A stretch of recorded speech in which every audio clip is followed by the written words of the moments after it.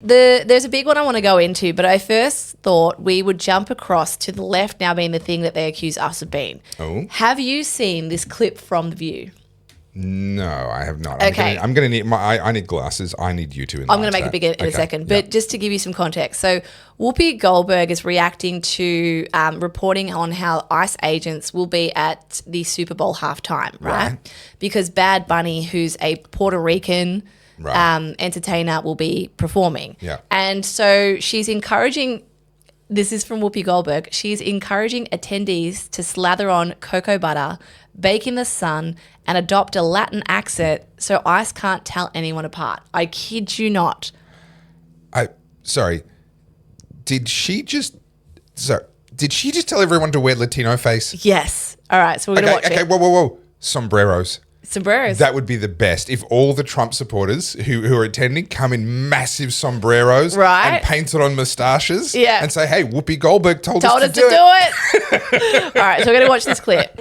She's threatening to go to the Super Bowl when Bad Bunny is there and round up all these people. Like Joy knows who Bad Bunny is. Do you think that she would go if it was Garth Brooks or Eminem or Taylor Swift or any other white person? I don't understand what you're saying because she's going to go to the Super Bowl and round up. How's she going to know who's who?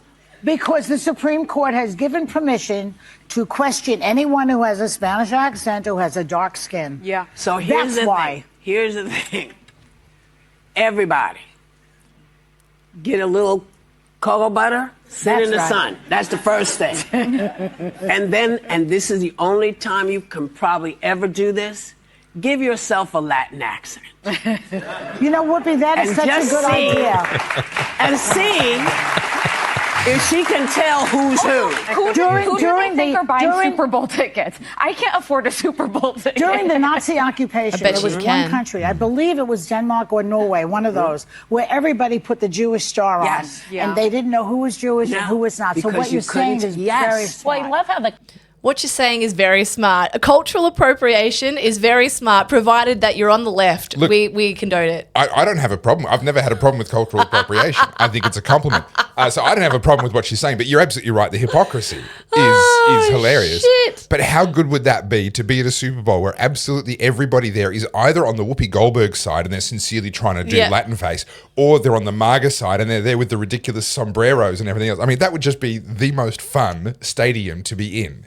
It would be. But I think that it's so funny now. Like, I know a lot of people think we're not winning, but we are winning because the mask has well and truly slipped that they're now coming full circle. So everything they previously have accused us of, they are now doing. They are openly being racist. They are openly asking for segregation. They are openly trying to target their political opponents. They are openly calling for assassinations. Like, they have gone full fascist. Now, you said that this was like we had lots of serious topics to get through. I've done nothing but laugh so far. So are you like backloading all the doom and gloom? Like you're going to put all the really depressing stuff at the end? It's the news delivered differently. Wasn't that the tagline of the project? Yes, please never say that again. Sorry. Okay, so... Oh, God, there's so much to look at. All right, I'm just going to pull up this thing. This has just come out. You might be over this. The Human Rights Commission is the reason we now have a male pedophile who raped his 5-year-old daughter pretending to be a woman to reduce moral culpability and his jail sentence with time served in a female-only prison. Have you seen this? I haven't. I know the story. I haven't seen whatever this video is. That was obviously Senator Malcolm Roberts, I presume, questioning someone from the Australian Human Rights Commission. So the Human Rights Commission, broadly speaking, found that nothing wrong was done during COVID. They sort of slapped on the wrist for a few little sort of fringe things, mostly related to minorities and what have you, all the protected groups. Now, the commissioner at that time was actually someone who was supposed to be good.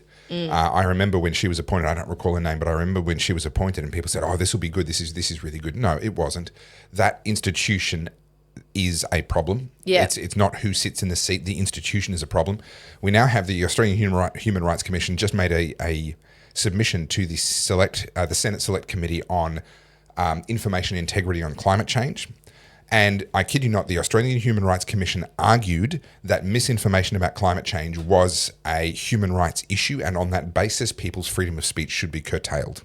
So the Australian Human Rights Commission is now recommending violating human rights. Now, I've said before, and people always kind of look at me funny the first time they hear it, the government always ends up accomplishing the opposite of whatever it is they say they're going to accomplish. And there's a mechanism for that. It's system. I'm actually thinking about writing an entire book on this called Psychocrats. As soon as something becomes a system, it is inevitable that it will turn on itself and it will ultimately destroy the thing that you set up the system to accomplish in the first place. It's something like gravity. It's a law of nature. And so the Human Rights Commission is now a farce. It is literally the reason why our human rights are being destroyed. And in the case of this story, it's the reason why our justice system, there's that word again, is actually violating justice. So let's watch this clip really quickly. It goes for 3 minutes. I don't think we need to watch the whole thing. Are you paid by the taxpayers to go in and bat for biological born and developed men? So my salary is similar to that you mentioned for Commissioner Sivaraman. About $400,000 per year plus 15.4%. That'd be nice. Super. Correct. Thank you. If a woman took a case... just so that I can be clear, your position is that the law means a biological man who identifies as a transgender woman can enter a female-only space? So I would question whether or not Roxanne Tickle is not a man. She is a trans woman, and so she has gone through various processes and has transitioned, and she's a trans woman. Long way of saying yes. Has access or... Have you seen Roxanne Tickle? Okay. Was provided access to the Giggle for Girls app, and then was taken off the access to Giggle for Girls app. So what sort of chromosomes does she have? I can't. XX or I'm XY? sorry. I can't. It's so Insulting to your intelligence? infuriating. Yeah, it is actually. Here is, in my opinion, one of the finest politicians that we have, Senator Malcolm Roberts. No offense to the others. I hold Senator Roberts in extremely high regard. Being put in second place to him is no insult. Having to waste his time with highly paid bureaucrats who are on our dime, who get to sit there and play word salad games with biological reality for the purpose of undermining the safety of biological women in our society. And somehow we're all supposed to keep a straight face and pretend like this is not the inmates running the fucking insane asylum. Yeah, I'm glad you're swearing. Because this is exactly what I said about political correctness needs to die. Well, it is dying, but it needs to be like fucking ripped off. And you know how like on Monday I cracked it because that person told me to not say the word, what did I say? You had a little hissy fit. It was catatonic. Catatonic, yeah. So for those of you who may have missed Monday's episode, we got a comment and I said something was, what did I say? You were talking, you were talking about Gen Z or whatever, and they're sort of just sitting there blank stare. Yeah. It was the drive-through. It was the drive-through, right? So the drive-through story. Yeah, I won't tell the story again, but basically I was saying that these Gen Z were standing around as if they were malfunctioning, and they looked catatonic. Like there was the lights were on, but no one was home. And it was extraordinary to watch. Like I'm literally looking at these grown adults, you know, they had to be like 20, 21, 22, and waiting. I'm waiting for some kind of reaction. Are something. you alive? Yeah. And that's why I say they were catatonic. And so for those of you who didn't see the chat, one of our viewers said, please don't use that word. It's actually catatonia is a real thing. It's a real thing and it's disrespectful. Which is true, but...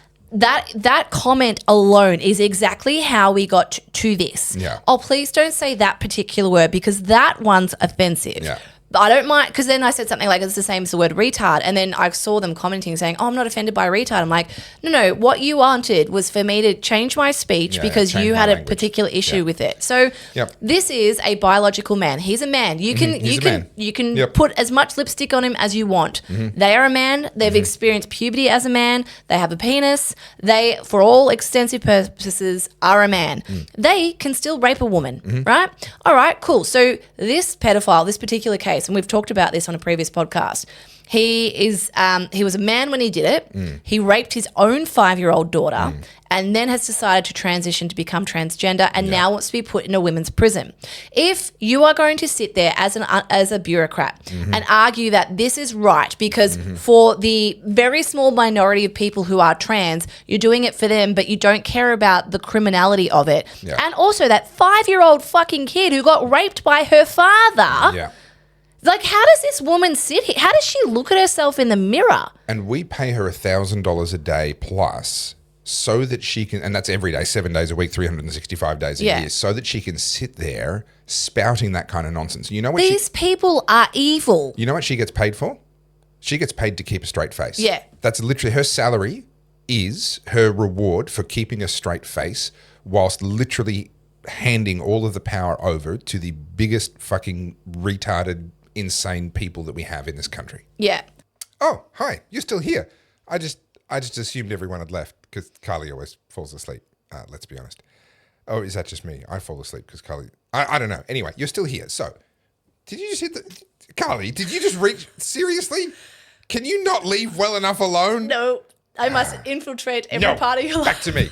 Please like, please comment, please subscribe, because I suffer through Carly twice a week for you. I drive hours from where I live down to Melbourne to be tortured by Carly every week, and I do it for you because I love you so much.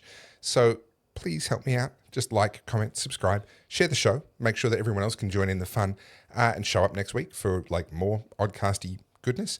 And if you really, really want to help me, then you can buy me a coffee via that little QR code there. You'll be supporting the show and helping me to tolerate Carly.